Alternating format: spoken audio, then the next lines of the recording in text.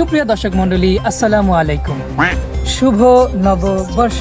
আজ পহেলা বৈশাখ 1433 বঙ্গাব্দ 2026। আমি আছি আপনাদের মাঝে সালমা টিভির পক্ষ থেকে মোহাম্মদ আলম। আজকে আপনাদেরকে পহেলা বৈশাখ উপলক্ষে যে জনসমুদ্রের ঢল নেমেছে তাদের অনুভূতিটা কেমন সেটা জানানোর চেষ্টা করব। সামনে কিছু লোক আসছে, তাদের এই বৈশাখ উপলক্ষে তাদের অনুভূতিটা কি সেটা জানার চেষ্টা করব। আসেন। আচ্ছা, আজকে পহেলা বৈশাখ, তো এই পহেলা বৈশাখ উপলক্ষে আপনাদের অনুভূতিটা কিরকম সেটা যদি আমাদের একটু জানাতেন। এই পহেলা বৈশাখ উপলক্ষে আমাদের অনেক উৎসাহ উদ্দীপনা আছে, কারণ এই পহেলা বৈশাখ আমরা অনেক রক্তের বিনিময় অর্জন করেছি 1971 সালে সেই পাকিস্তানিদের সাথে যুদ্ধ করে। এই যুদ্ধ করার ফলে আজকে আমরা এই পহেলা বৈশাখটা পেয়েছি। যেই যুদ্ধের ফলে আমরা আজকে পেয়েছি শুভ নববর্ষ। আচ্ছা, এখন পর্যন্ত কি পান্তা ইলিশ খাওয়া হয়েছে?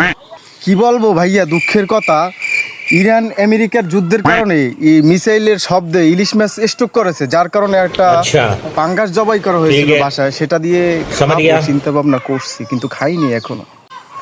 ও আচ্ছা আচ্ছা, তো অনেক কিছু তো আপনাদের কাছ থেকে জানলাম। তো এখন যদি বাংলা 12 মাসের নামটা একটু যদি আমাদের বলতেন। আচ্ছা ভাইয়া, দীর্ঘদিন আমি দেশের বাইরে থাকার কারণে এই নামগুলো আমার মাথা আসতেছে না ভাইয়া, বাংলা নামগুলো আমার মাথা আসতেছে না। আচ্ছা আচ্ছা, যদি আপনি একটু বলতেন। জি জি জি, দেশে কট খাওয়াই এখন। আচ্ছা, আষাঢ় শ্রাবণ ভাদ্র আশ্বিন কার্তিক January February March April May June.